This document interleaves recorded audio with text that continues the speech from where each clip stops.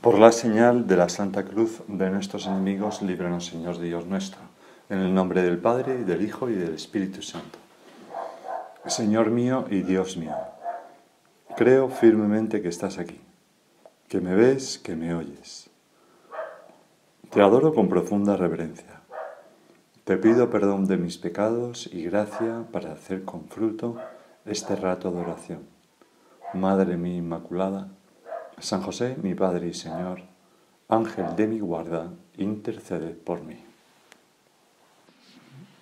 Si tenemos amor a la cruz, de la que hemos hablado en la primera meditación, y si nos sabemos hijos de Dios, como hemos hablado en la segunda meditación, pues la consecuencia evidente y lógica será, Señor, que estaremos llenos de agradecimiento a ti. Dad gracias al Señor porque es bueno, porque es eterna su misericordia, dice el Salmo 118. Y ese sentido de agradecimiento con el Señor nos dispone pues a recibir más gracias. Nos abre aún más a la acción de Dios, permite que el Señor siga haciendo su obra en nosotros, ¿no? Por eso, bueno, tenemos una experiencia de eso todos nosotros, ¿no? Cuando alguien nos agradece algo, pues estamos muy predispuestos favorablemente a seguir haciéndole ese tipo de favor o lo que sea, ¿no? Mientras que cuando hacemos algo por una persona y esa persona nunca lo agradece, nunca parece que... No por malicia, sino a veces simplemente porque no lo hace, no está educado de ese modo, pues nos cuesta perseverar en eso, ¿no? No sé, a veces en las familias pues hay... Incluso un niño, ¿no? Los niños que no son agradecidos, pues dices, oye, pues que le haga garantoña a su madre si quiere, ¿no? O sea, que te cansas un poco, ¿no? O sea, te cansas, dices, bueno, pues ya está, fuera. Y listo.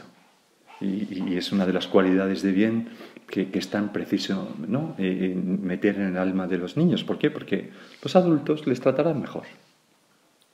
Y los niños necesitan de los adultos. Y nosotros ante Dios siempre seremos niños y necesitamos pues de ese espíritu agradecido, como nuestro Padre, ¿no? Que cuando ve la obra, aquel 2 de octubre de 1928 dice que conmovido me arrodillé y di gracias al Señor. Lo primero que brota,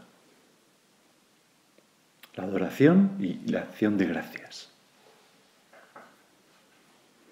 Y es importante que este sentido de agradecimiento se extienda también a las ocasiones en las que atravesamos dificultades, o incluso se extienda, Señor, a darte gracias por esas dificultades que nos hacen mucho bien. Nuestro Padre escribió, Dios mío, gracias por todo, por lo que me contraría, por lo que no entiendo, por lo que me hace sufrir. Yo no sé si alguna vez en tu vida, bueno, seguro que sí, ¿no? Pero has dado gracias a Dios por lo que te contraría, por lo que te hace sufrir. Pero es una cosa muy liberadora. Al principio se dice con la boca chica, como diciendo, bueno, Señor, gracias por esta enfermedad, tal, ¿no? Pero no te lo crees. Pero cuando se coge ese hábito y se va haciendo de verdad, pues eso va calando en nuestra alma, la acción de la gracia. Y al final realmente se dice de corazón, algo que cuando empezamos a hacerlo nos parecía imposible, ¿no? Bueno, jamás podré yo dar gracias. Pues no. Se acaba dando gracias. Gracias porque sin esta enfermedad, me decía hace poco una persona, ¿no? Una enfermedad grave, ¿no? Incurable. Y me decía que le estaba dando muchas gracias al Señor porque sin esa enfermedad no hubiera aprendido pues a estar, o sea, a darse a su familia. Una enfermedad que le impide trabajar, ¿no? O sea, dificulta. Pasa más tiempo en casa, etcétera, ¿no? O gracias por el confinamiento, como tantas personas dicen, porque me ha permitido, pues esto. Me ha venido muy bien. Señor, que todos nosotros tengamos ese espíritu de agradecimiento filial contigo. No sé si te acuerdas, sí, claro, seguro que te acuerdas de don Antonio Fontán, pues fue el primer presidente del Senado, como sabéis, senador, fue también parlamentario varios años, ministro, uno de los que intervino en la redacción, uno de los padres de la Constitución española, un defensor de la libertad acérrimo, que incluso pues, en la época de Franco, por ejemplo, con aquel diario Madrid, pues defendía la libertad y de hecho se lo cerraron, ¿no? el diario del que era presidente. En fin, era un hombre pues, muy significado, muy comprometido con la acción civil y política en nuestro país, ¿no? Pues las últimas palabras de don Antonio Fontán en el hospital, tal y como las recogen en una de sus biografías, son estas. Dejo esta vida sin tristeza ni pesares y con la alegría de haber hecho algunas cosas. Ofrezco esta agonía, porque estaba en sus últimos momentos, por la obra a la que he dedicado mi vida. 2 puntos, el Opus Dei. Él era, como sabéis, de la obra, ¿no? Por mis hermanos y especialmente por el Padre, por la Iglesia y el Papa, y por España, patriota, ¿no? Agradezco a todos los que me habéis cuidado, tanto a los de mi casa como a los parientes y amigos, a mi hermano Eugenio y a mis numerosos sobrinos. A todos, muchas gracias. Fin de una vida. ¿No? Ojalá, Señor, nosotros pudiéramos decir esto, ¿no? Que tuviéramos un agradecimiento en nuestro corazón, que nuestras últimas palabras fueran esas. Muchas gracias a todos, porque lo han sido a lo largo de los días, ¿no? Porque ese modo de ser de don Antonio Fontán, pues estaba muy arraigado en él desde siempre. Tengo aquí otra anécdota, que también he copiado de ese libro, donde cuentan que cuando asistió a la canonización de San José María, a quien él había conocido, con quien había tratado muchísimo y a quien tenía un enorme cariño, pues fue a la canonización y se acercó, tenía un puesto privilegiado, y se acercó al altar después de la ceremonia y arrancó 3 varales de nardos que había allí, ¿no? Y entonces don Antonio se llevó pues al hotel, en el avión, tal, los 3 varales, y cuando llegó aquí a España, pues los metió en 3 coronas de flores. Se fue al cementerio y las puso en las tumbas de don Rafael Calvo Serer, otro miembro de la obra más antiguo que él, Florentino Pérez Enviz, lo mismo, los 2 también muy significados con la acción política, etcétera, a quien había conocido él mucho, y don Vicentón Rodríguez Casado, catedrático, tal, bueno, lo mismo, más antiguos en la obra y que fueron como los que a él le fueron explicando tantas cosas. Y entonces explicaba que se sentía deudor de ellos. Ellos ya habían fallecido, no pudieron estar en la canonización de San José María, pero se sentía deudor y pensaba que ellos hubieran entendido mejor que él el significado de la canonización. Y decía, quería hacerlo en más lugares, pero con estos 3 creo que soy yo quien está obligado a tener un especial y agradecido recuerdo. Habrían disfrutado y llorado más que yo en San Pedro y en San Eugenio, y lo habrían entendido todo mejor, ¿no? Un espíritu agradecido. Bueno, pues, Señor, nosotros, ¿no? ¿Cómo va nuestro agradecimiento, en primer lugar, a ti, a los primeros cristianos, a los apóstoles, a los primeros discípulos, a los mártires de donde hemos surgido nosotros, a los mártires de nuestro tiempo también, que consiguen gracia para toda la obra, para toda la Iglesia? Piensa, por ejemplo, aquel segundo pulmón de Europa que hablaba San Juan Pablo II refiriéndose a los cristianos bajo el yugo comunista, ¿no? Que habían sido mártires en vida. ¿Cómo voy de agradecimiento a los primeros de la obra, a los que debemos tanto? A personas que nos han precedido, ¿no? En este camino divino en la tierra. El otro día en mi casa decía uno, dice, bueno, es que en realidad todos nosotros vivimos en una casa y en un sitio que probablemente no viviríamos si dependiera de nuestro trabajo. Bueno, pues es verdad. Agradecimientos a quienes han hecho esta casa. A lo mejor alguna de las que está aquí sí, vamos, no tiene por qué ser así. Solo decía ese de mi casa, ¿no? Pero bueno, tiene mucha... muchos de nosotros lo podemos decir, bueno, es que ha habido otras personas antes que yo que han puesto a nuestro servicio unos instrumentos impresionantes. ¿Cómo no vamos a estar agradecidos?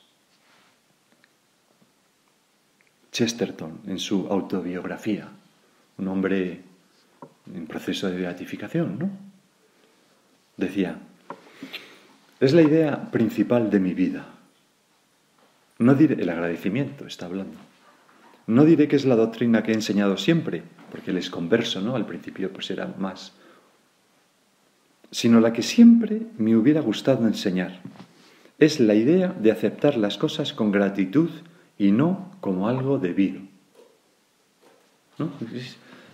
Claro, o sea, la comida, todo, ¿no? Dice, bueno, esto lo doy por supuesto, pero no está tan claro que deba estar aquí la comida puesta para que yo, ¿no? O no está tan claro que la electricidad circule por los cables, llegue a mi habitación y yo le dé pum y se encienda. Hay gente que trabaja para eso y que trabaja antes que nosotros. No está tan claro que las carreteras estén asfaltadas, la nuestra hace poco, ¿no? No está tan claro que la calefacción dentro de unos días funcione en la casa, ¿no? Cuando lo permita, tal. Hay mil cosas materiales, para no hablar de las espirituales, que damos por supuesto que millones de personas no han tenido antes que nosotros. Para empezar, Señor, somos de una generación privilegiada que te tenemos a ti en la Eucaristía. ¿Cuántos millones de almas ha habido antes de la venida de nuestro Señor Jesucristo? Sigue diciendo Chesterton. Nosotros, lo que quería decir es, nosotros podríamos haber nacido bosquímanos, ¿no? Del Kalahari, por ejemplo. O en medio de la batalla de Iwo Jima. O en el bombardeo de Dresde, ¿no? ¿Por qué? Había cientos de miles de personas. Nosotros podríamos haber sido una de ellas. Ya está. Carbonizada. El objetivo de la vida es la capacidad de apreciar, dice Chesterton. No tiene sentido no apreciar las cosas, como tampoco tiene ningún sentido tener más cosas si tienes menos capacidad de apreciarlas. ¿Qué es lo que tantas veces ocurre, Señor? Cuanto más tenemos, menos lo apreciamos. Somos como adolescentes espirituales, ¿no? Los adolescentes piensan que se lo merecen todo, ¿no? Y nosotros a veces pensamos que nos lo merecemos todo. Bueno, con todo lo que tenemos deberíamos estar de rodillas dando gracias a Dios y a los demás. A las demás de casa que me aguantan, ¿no? A tanta gente que me... Entonces termina Chesterton. Es el antiguo concepto de humildad y agradecimiento por lo inmerecido. Señor, ayúdanos a vivir así, ¿no? Con humildad agradecida, en un constante agradecimiento. Nuestro Padre decía así, ut ingratiarum semper actione maneamus, que andemos siempre en acciones de gracias. Sin cansarnos, no se trata simplemente de decir gracias al Señor, que también, sino de una actitud, un modo de vivir. Un modo de vivir que compromete nuestro futuro, ¿no? Dice, bueno, yo he recibido este don aquí, la gracia del bautismo, de la vocación, y esto me hace que mi actitud ante la vida, de aquí a siempre, sea agradecida. Cada vez más. El agradecimiento no se salda fácilmente, ¿no? Sobre todo cuando es, pues, estas cosas, ¿no? O la vida de nuestros padres, o lo que sea. Séneca tiene una frase muy impresionante, ¿no? Que la cita Santo Tomás en la Suma Teológica. Dice Séneca que quien busca corresponder demasiado pronto es porque lleva su deuda a disgusto, y quien lleva las deudas a disgusto es ingrato, ¿no? Cuando alguien nos invita, un matrimonio invita a otro y enseguida el otro quiere invitarle, ¿no? Hombre, enseguida no. Oye, muchísimas gracias, y uno se va agradecido, qué buena gente, tal, sí, cuando puede, y cuando no, pero no hay como una urgencia de volver y saldar, hay como una mentalidad, ya he saldado la cuenta. No, no, no, no, no, agradecido para siempre. Para siempre. Y ese agradecimiento, que es una actitud vital, pues se expresa no solo en palabras, sino, en nuestro caso, como cristianos y como miembros de la obra, en la iniciativa, en la responsabilidad para hacer la Iglesia, para extender el Opus Dei, esa partecica de la Iglesia, en la iniciativa apostólica, para llegar a más gente. Lo que hizo nuestro padre cuando vio la obra, escribía que comencé a trabajar, a moverme, a hacer, a poner los fundamentos. Es lógico. Es lógico. No se agradece solo con palabras, sino con la vida, ¿no? Yo estoy agradecido a los que me han precedido, pues poniendo yo mi granito de arena, siendo un eslabón en esta cadena de amor, etcétera, etcétera, ¿no?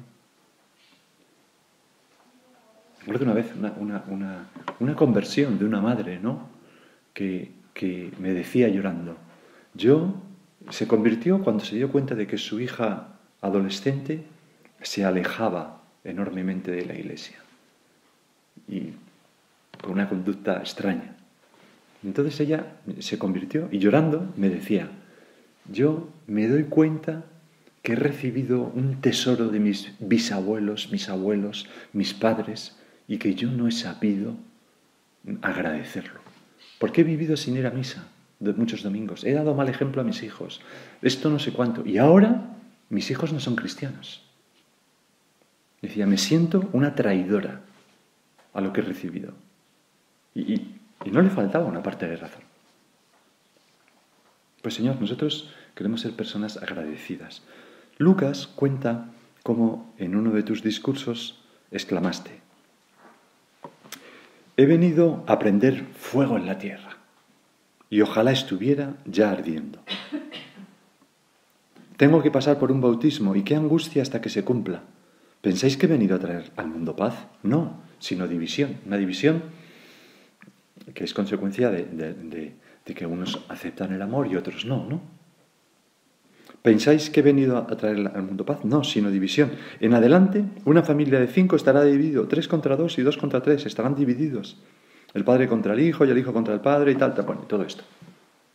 Pero lo que me quería fijar de este discurso del Señor es el principio, sobre todo. He venido a prender fuego en el mundo y ojalá estuviese ya ardiendo. Son unas palabras que resonaron en el corazón de nuestro Padre y que ahora, Señor, y muchas veces han resonado también en el nuestro. En el caso de San José María se convirtieron como en un estribillo que iba cantando por la calle, por la casa, ¿no? Cuando vivía ahí con tío Santiago en Fernando el Católico, aquí en Madrid, ¿no? Hasta el punto que tío Santiago, su hermano Santiago, que era un chiquillo pequeño, pues las copiaba y él también las iba repitiendo y cantando sin saber muy bien lo que significaba. Pero en latín, ¿no? Ignem veni mitere in terra et cui volo nisi accendatur. No sé cómo era la melodía que le ponía, ¿no? Pero, pues Señor, también nosotros queremos arder en celo apostólico, en afán de almas, en deseos de entrega y sacrificio, quemarnos para dar fuego a tantas almas y hacerlo con iniciativa, pensando, sacando partido a nuestros talentos. Una vez me contaba una persona con la que vivía, llegó a la tertulia y nos contó, era abogado, trabajaba en un bufete, en un despacho, ¿no? Como contratado y uno de los socios, pues él se fue a ver al socio, él era un chico joven entonces, y le dijo, jefe, he pensado que... Y le interrumpió y le dijo, así me gusta, que pienses, para eso te pagamos, ¿no? Así me gusta. Y se lo decía siempre, ¿no? Siempre que le decía, he pensado, le interrumpía. Bueno, pues pensar, Señor, ¿cómo puedo yo extender más este incendio de amor?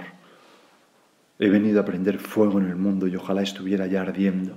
¿Cómo puedo yo meterme en ese celo tuyo? ¿Cómo puedo yo meterme con iniciativa en esa urgencia tuya que han tenido todos los santos? ¿Cómo puedo hacer para no conformarme con nada? ¿No? Como aquel que decía un amigo suyo, ¿no? Le decía, no puedo ir al este. Bueno, tenemos otro fin de semana tal, no sé cuánto tal. Y decía, es que sois insaciables, ¿no? Pues como parece el chiste de Forges, más bien, ¿no? Sois insaciables. Pues precisamente el Padre pues ha propuesto a todos los fieles de la obra y a los cooperadores y amigos, pues procuremos contribuir a lo anterior, a eso, con nuestros proyectos.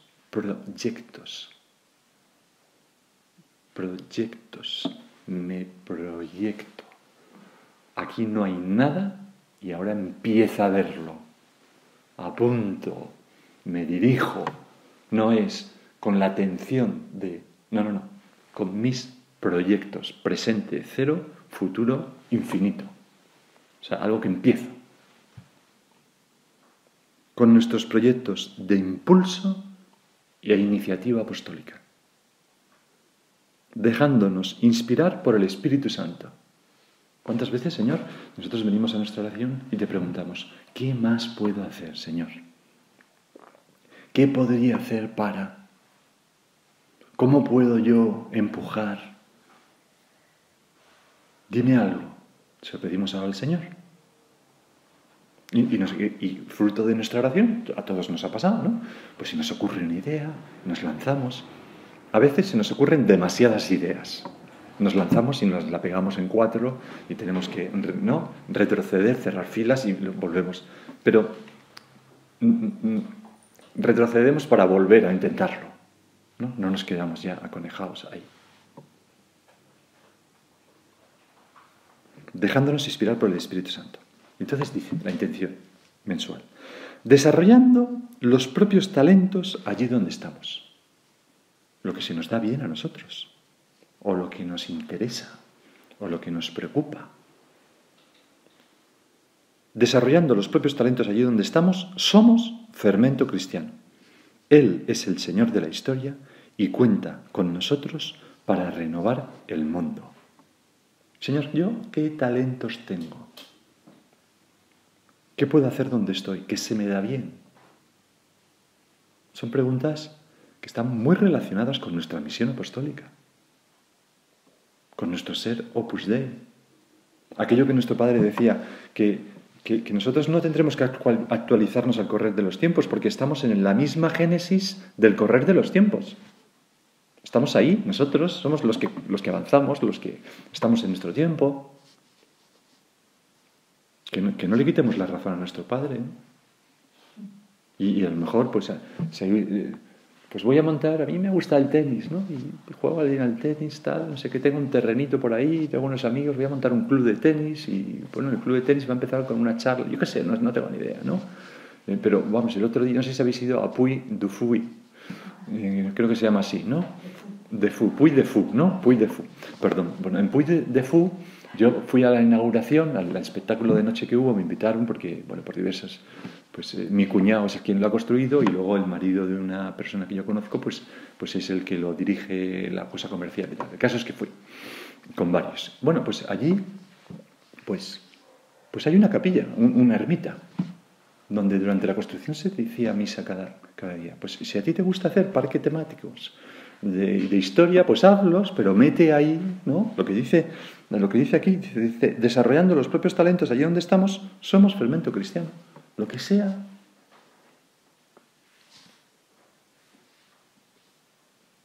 Tengo aquí unas palabras del padre, de don Javier, mejor dicho. Bueno, el padre, no recuerdo. ¿Cuándo se eligió a don Javier como padre? ¿Qué año fue? En 92. 92, sí, pues entonces ya era el padre de don Javier, ¿no? 94, ¿no? 94. Porque esto era del 2000. Era una convivencia de Molino Viejo que yo estaba y donde vino el padre, don Javier. Y entonces él nos decía, tengo aquí una ficha de unas palabras de San Juan Crisóstomo, era una meditación, en las que dice, No digas no puedo influir en los demás, pues si eres cristiano de verdad, es imposible que no puedas hacerlo. Y todavía continúa más adelante en esa exigencia porque dice, es más fácil que el sol no luzca ni caliente, que no deje de dar luz un cristiano. Más fácil que esto sería que la luz fuese tinieblas. Hijos míos, no hay nada que pueda detenernos. Vuelvo a la intención mensual. Él es el Señor de la historia y cuenta con nosotros para renovar el mundo. No hay nada que pueda detenernos si estamos unidos a ti, Señor, claro. Porque nosotros no, es nuestro Padre Dios. Y entonces el Padre, y ahora vuelvo a la cita del Padre, dice, sabemos que la omnipotencia de Dios supera todos los obstáculos. Y esa omnipotencia de Dios ha querido ponerse en las manos de cada uno de nosotros y en las mías. Luego podemos, así hemos empezado el retiro, ¿os acordáis, no? Possumus. Luego debemos ir por el mundo con una seguridad grande para exigir más, para recristianizar.